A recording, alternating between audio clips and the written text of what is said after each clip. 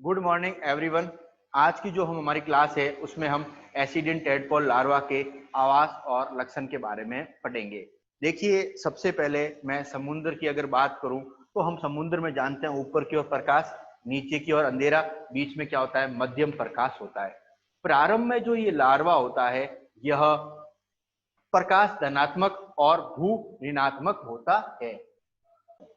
अब देखिए, प्रकाश धनात्मक और भू ऋणात्मक होता है। तो प्रारंभ में ये लार्वा क्या होता है, प्रकाश की दिशा में गति करता है और अंधेरे से हमेशा दूर भागता है। इसीलिए प्रारंभ में हम इसको क्या कहते हैं, प्रारंभ में लार्वा प्रारंभ में लार्वा प्रारंभ में लार्वा प्रकाश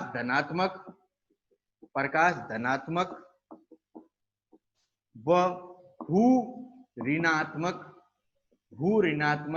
होता है। प्रकाश धनात्मक और भू ऋणात्मक होता है। अब देखिए, इस दौरान ये क्या होता है कि लार्वा 2 से 3 घंटे तक स्वतंत्र तैरता रहता है। तो नेक्स्ट पॉइंट क्या है, इस दौरान लार्वा 2 से 3 घंटे तक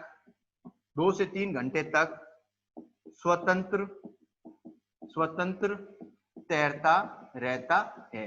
अब देखिए, 2 से 3 घंटे तक यह लार्वा स्वतंत्र तैरता रहता है। अब ध्यान रखना, इस लार्वा के प्रारंभ में मुंह पर क्या होती है, एक आवरण पाया जाता है। इस कारण यह लार्वा प्रारंभ में भोजन नहीं कर पाता है। तो प्रारंभ में लार्वा भोजन नहीं करता है। तो प्रारंभ में लार्वा क्या है, भोजन नहीं करता। क्यों नहीं कर रहा है, इसका रीजन क्या है कि इस लार्वा के मुंह वाले पोर्शन पर एक परत पाई जा रही है, जिससे क्या है, इसका मुंह अभी ये खुला नहीं है। लेकिन जब ये 2 से 3 घंटे तक तैरता है तो इसके पश्चात इसमें उल्टी क्रियाएं होती है। उल्टी का मतलब क्या है, प्रारंभ में तो ये प्रकाश धनात्मक और भू ऋणात्मक था, लेकिन 3 घंटे बाद ये उल्टा हो जाता है। उल्टा का मतलब क्या होता है, अब ये प्रकाश पहले प्रकाश धनात्मक और भू क्या था, ऋणात्मक था। लेकिन 3 घंटे बाद प्रकाश ऋणात्मक और भू धनात्मक हो जाता है। इस कंडीशन में क्या होगा, 2 से 3 घंटे बाद यह लार्वा अब समुद्र की तली की ओर जाता है। तली में ध्यान रखना, हम जानते हैं कि तली के अंदर बहुत सारा कीचड़ होता है, और अगर ये लार्वा उस तली में फंस जाए तो उस कंडीशन में इसकी मौत हो जाती है। इसीलिए यह लार्वा इस बात का विशेष ध्यान रखता है कि यह तली में ना जाए। अब उस तली के ऊपर ये तैरता रहेगा। धीरे धीरे इसकी जो सक्रियता होती है वह खत्म होती जाती है, क्योंकि प्रारंभ में तो क्या था, ये सक्रिय था। अब धीरे धीरे सक्रियता खत्म होगी और इसमें कायांतरण की प्रक्रिया आएगी, और कायांतरण की प्रक्रिया द्वारा यह वयस्क में परिवर्तित हो जाता है। अब ध्यान रखना, इसमें 2 प्रकार के कायांतरण पाए जाते हैं। इसकी सबसे बड़ी विचित्र अवस्था यह है कि इसमें 2 प्रकार के कायांतरण पाए जाते हैं। पहला होता है अधोगामी कायांतरण और दूसरा होता है अनुगामी कायांतरण। देखो, अधोगामी कायांतरण और अनुगामी कायांतरण। अधोगामी कायांतरण को प्रतिगामी कायांतरण भी कहते हैं। ये प्रश्न आ चुका है, प्रतिगामी कायांतरण किसे कहते हैं। तो प्रतिगामी कायांतरण जो होता है वह अधोगामी का ही पोर्शन होता है, और इसका दूसरा नाम होता है प्रगतिशील कायांतरण।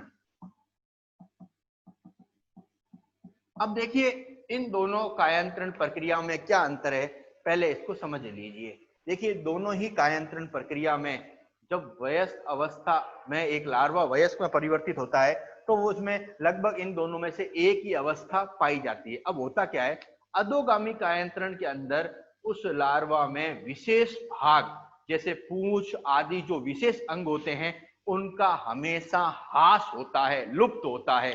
तो करने का मतलब क्या है, एक लार्वा कुछ अंगों को हासिल करके, कुछ अंगों को लुप्त करके अगर वयस्क में परिवर्तित हो रहा है तो उस कंडीशन में वह लार्वा अधोगामी कायांतरण के अंतर्गत आता है।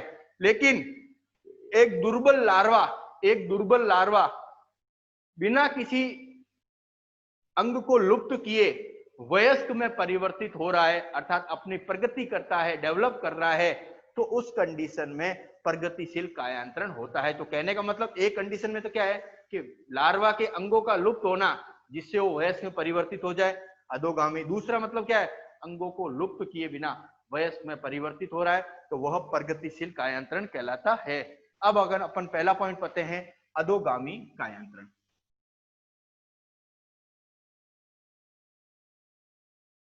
अब देखिए इस कायांतरण की क्या विशेषता है कि इस परिवर्तन के अंतर्गत लार्वा में कुछ ऊतकों का या संरचनाओं का लोप या ह्रास होता है।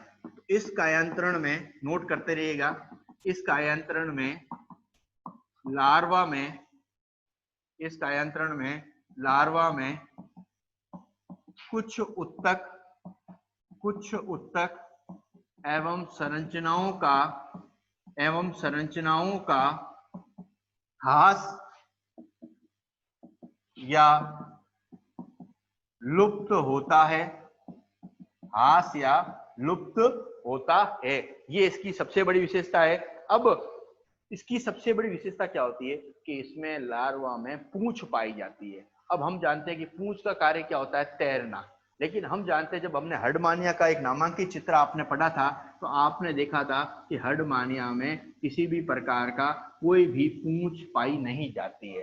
अब पूंछ नहीं पाई जाती, पूंछ का कोई कार्य नहीं है, तो जब वयस्क में परिवर्तन होता है तो सबसे पहले इसकी पूंछ टूटकर लुप्त हो जाती है, क्योंकि इस लार्वा में विशेष प्रकार के पाद पाए जाते हैं जो चिपकने का कार्य कर रहे हैं। अब चूंकि यहाँ पूंछ का कार्य नहीं है, इसीलिए वयस्क में परिवर्तन के दौरान सबसे पहले इसकी पूंछ क्या है, लुप्त हो जाती है। इसीलिए अधोगामी कायांतरण का मतलब क्या है, लुप्त होना। तो सबसे पहले क्या है, वयस्क में परिवर्तन के दौरान, वयस्क में परिवर्तन के दौरान इसकी पूंछ लुप्त हो जाती है, अर्थात इसकी जो पूंछ है वह क्या हो जाती है, लुप्त हो जाती है। और इसके साथ ही यह अपने पूंछ पंख को, हम जानते हैं पूंछ के किनारों पर पूंछ पंख कॉर्डल फिन पाए जाते हैं, उनको भी क्या कर देता है, अपहासित कर देता है। तो नेक्स्ट, पूंछ पंख भी अपहासित हो जाते हैं, क्योंकि पूंछ को गति करने में सहायता करते हैं। क्योंकि पूंछ ही लुप्त हो रही है, इसीलिए पूंछ पंख भी धीरे धीरे क्या हो गए, लुप्त हो गए। इसके साथ ही इसमें पूंछ पेशियां, तंत्रिका रज्जु, नोटोकॉर्ड है, वह भी लुप्त हो जाते हैं। तो इसके साथ यहां ध्यान रखिए, सभी चीज आपको लुप्त करनी है। इसके साथ इनमें तंत्रिका रज्जु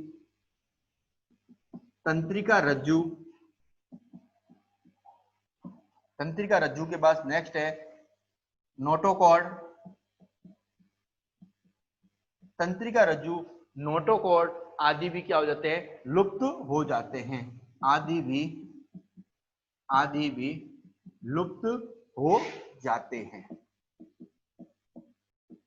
अब देखिए, तंत्रिका रज्जु, नोटोकॉर्ड ये लुप्त हो गए। तो इसके पश्चात इसमें असंजक पेपिला, जो पेपिला इसमें असंजक पेपिला पाई जा रही थी, वह भी क्या होती है, असंजक पेपिला भी क्या होती है, इसमें अब लुप्त हो जाती है। तो नेक्स्ट पॉइंट क्या है, असंजक पेपिला भी लुप्त हो जाती है। तो यहाँ आपको सारी चीज लुप्त ही करनी, ध्यान रखना। तो असंजक पेपिला है वह भी लुप्त हो जाती है, और लार्वा के सभी संवेदी अंग जैसे नेत्रक, ऑटोसिस्ट, संवेदी आस्य, क्योंकि देखिए लार्वा में नेत्रक थे जिसका कार्य क्या था, भू धनात्मक या प्रकाश जो भी है उसमें गति करना। अब हम जानते हैं हर्डमानिया के डायग्राम में कोई नेत्रक नहीं होते हैं, इसीलिए इसमें नेत्रक, ऑटोसिस्ट कहते हैं संतुलन पुट्टी को। आपने संतुलन पुट्टी पढ़ा होगा संतुलन करने का, तो वहां भी ये क्या हो जाती है, टूटकर लुप्त हो जाती है। तो ऑटोसिस्ट, नेत्रक आदि भी क्या होते हैं, लुप्त हो जाते हैं।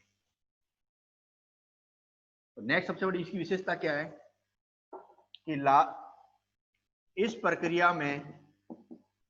प्रक्रिया में लार्वा के लार्वा के नेत्रक व ऑटोसिस्ट टूटकर लुप्त हो जाते हैं। तो ये अब धीरे धीरे क्या हो रहे हैं, अंग कम हो रहे हैं और अपने जो इसके पश्चात लार्वा अपने संलग्न स्थल अर्थात मुख एवं आसंजक पेपिला के बीच के जो क्षेत्र होता है उसमें क्या होते हैं, धीरे धीरे क्या करता है, वृद्धि करता है और ये शीघ्र ही क्लोम छिद्रों विकसित होकर वयस्क में परिवर्तित होने की कोशिश करता है। तो ये हमारा सबसे पहला जो था वह था अधोगामी कायांतरण या परिवर्धन। अब दूसरा है अनुगामी। दूसरा है अनुगामी या प्रगतिशील परिवर्धन।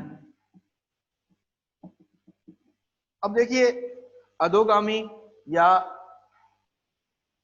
प्रगतिशील परिवर्धन की सबसे बड़ी विशेषता क्या होती है कि लार्वा की कुछ संरचनाएं जो वयस्क के जीवन के लिए महत्वपूर्ण होती है, इस तरह से जीवित रहने के लिए आवश्यक होती है, अर्थात कुछ ऐसी संरचनाएं होती है जिसे बनाए रहना आवश्यक होता है, तो उन संरचनाओं का और अधिक विकास होता है। वहां तो क्या था, लुप्त हो रही है, जबकि कुछ ऐसी संरचनाएं जिसका रहना बहुत जरूरी है उसके लार्वा के लिए, तो ऐसी संरचनाएं और अधिक विकसित होती है।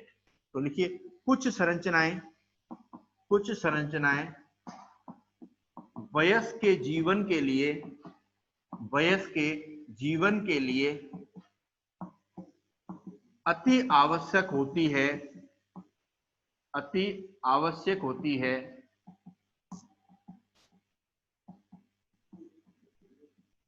इसी कारण यह संरचनाएं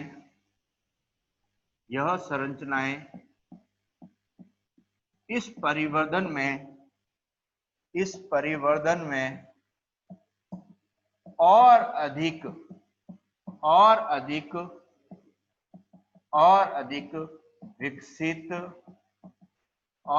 विकसित हो जाती है।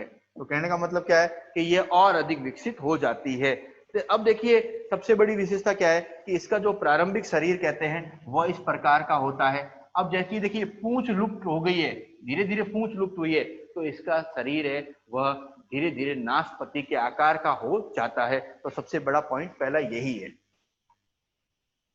क्योंकि देखिए अब पूंछ लुप्त हुई है, इस कारण ये तैर नहीं रहा, लेकिन इसके जो शरीर का धड़ पोर्शन है वह नाशपति के आकार का होता है। तो पहली विशेषता क्या है, पूंछ के लुप्त होने के बाद इसका शरीर, इसका धड़ नाशपति के आकार का हो जाता है। तो ये इसकी सबसे इंपॉर्टेंट विशेषता है कि इसमें अब क्या है, धीरे धीरे संरचना विकसित। पूंछ तो हमने पहले पढ़ लिया, लुप्त हो गई, लेकिन इसमें धड़ होता है वह नाशपति के आकार का हो जाता है। तथा इसमें 4 विशेष प्रकार की दीर्घत एक्टोडर्मी, एम्पुला आदि विकसित हो जाते हैं और इसके साथ ही वयस्क में एक तंत्रिका ग्रंथि और तंत्रिका गुच्छिका का निर्माण होता है। तो दूसरा पॉइंट क्या है, वयस्क में तंत्रिका गुच्छिका का निर्माण होता है। तो ये इसकी एक सबसे इंपॉर्टेंट विशेषता है कि वयस्क में एक तंत्रिका गुच्छिका निर्माण होता है। और इसके बाद जो कायांतरण प्रक्रिया है उसमें क्या होता है कि मुख के ऊपर स्थित चोल है वह धीरे धीरे क्या होता है, हट जाता है। तो नेक्स्ट विशेषता क्या है, मुख के ऊपर स्थित चोल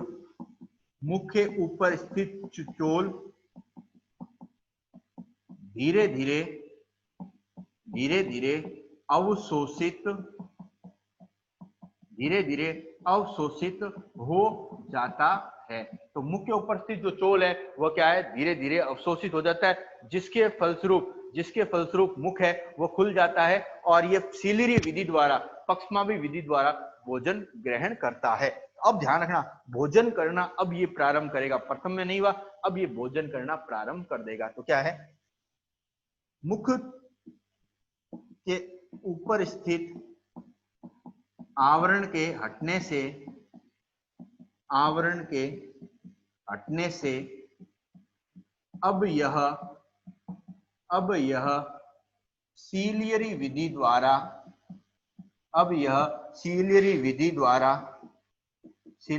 द्वारा भोजन ग्रहण करता है। तो यह सीलियरी विधि द्वारा धीरे धीरे भोजन ग्रहण करता है और जैसे जैसे ये भोजन ग्रहण करेगा इसकी ग्रसनी का आकार है वो विकसित हो जाएगा, बड़ा हो जाएगा और रुधिर वाहिनियां भी क्या हो जाएगी, इनमें निर्मित हो जाएगी। तो नेक्स्ट विशेषता क्या है, इसके पश्चात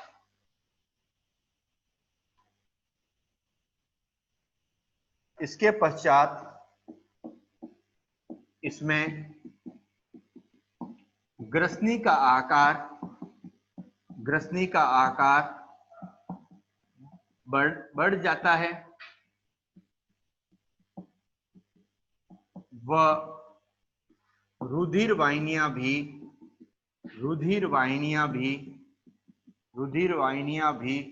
विकसित हो जाती है। तो रुधिर वाहिनियां है वो भी क्या होगी, धीरे धीरे क्या होगी, विकसित हो जाएगी और इसके पश्चात आंत्र है वह लंबी और वक्रित हो जाती है और आमाशय भी आकार में क्या करता है, वृद्धि कर लेता है। क्यों कर रहा है, क्योंकि अब ये धीरे धीरे वो देखिए प्रारंभ में क्या था, ये भोजन ग्रहण नहीं कर रहे थे। तो जब भोजन ग्रहण नहीं कर रहे थे तो ग्रसनी आमाशय इनका कोई मतलब नहीं था, लेकिन जैसे से ये भोजन ग्रहण कर रहे हैं उस कंडीशन में इनमें ये जो धीरे धीरे अंग है वह बढ़ते जा रहे हैं। तो इसके पश्चात आंत्र लंबी व वक्रित हो जाती है एवं आमाशय का आकार बढ़ जाता है। तो आमाशय का जो आकार है वह क्या है, इसमें बढ़ जाता है और इसके पश्चात परिसंचरण तंत्र है वह भी पूर्ण विकसित हो जाता है। तो नेक्स्ट क्या है, परिसंचरण तंत्र पूर्ण विकसित हो जाता है। अब देखिए इसमें क्या हो रहा है, पहले वाला हमने पढ़ा धीरे धीरे अंग लुप्त है, लेकिन इसमें देखिए सबसे बड़ी विशेषता क्या है, सभी अंगों का धीरे धीरे क्या है, इसमें निर्माण हो रहा है और इसके पश्चात इसका जो शरीर होता है वह एक मोटे चिम्मड़ आवरण से आवृत हो जाता है, जिसको हम सामान्य भाषा में क्या कहते हैं, चोल या टेस्ट कहते हैं। तो इनका शरीर है वह एक मोटे आवरण द्वारा आवृत हो जाता है। तो नेक्स्ट क्या है, इनका शरीर एक मोटे आवरण द्वारा आवृत हो जाता है। तो ये इसकी एक विशेषता है और इसके पश्चात यह इसके शरीर में आधार भाग में पाद का निर्माण हो रहा है और यह एक वयस्क में परिवर्तित हो जाता है। ये इसकी एक सबसे बड़ी विशेषता थी। अब अपन इसका एक नाम, अब देखिए इस लार्वा की क्या विशेषता, डायग्राम पढ़े तो सबसे पहले इसके मेन पोर्शन क्या है, पूंछ है। अब इस लार्वा का आप नामांकित डायग्राम देख रहे हैं तो आप देख रहे होंगे कि इस लार्वा में सबसे बड़ा क्या है, पूंछ भाग है। अब प्रारंभ में ये क्या था, प्रकाश धनात्मक और भू ऋणात्मक था, लेकिन कुछ समय बाद ये भू धनात्मक और प्रकाश ऋणात्मक हो जाता है। अब इस लार्वा में क्या होता है कि यह पूंछ पोर्शन की सहायता से तैरता रहता है। अब देखिए इसमें दो कायांतरण थे। फर्स्ट कायांतरण में इसका ये शरीर जो हिस्से होते हैं यह टूट जाते हैं, लेकिन सेकंड कायांतरण में इसमें अंग पूर्ण विकसित होते हैं और यह एक वयस्क में परिवर्तित हो जाता है। तो इसी के साथ हमारा एसिडियन टैडपोल लार्वा पूर्ण होता है। अब हमारी जो नेक्स्ट क्लास होगी उसमें हम अध्यावरण तंत्र के बारे में पढ़ेंगे। धन्यवाद।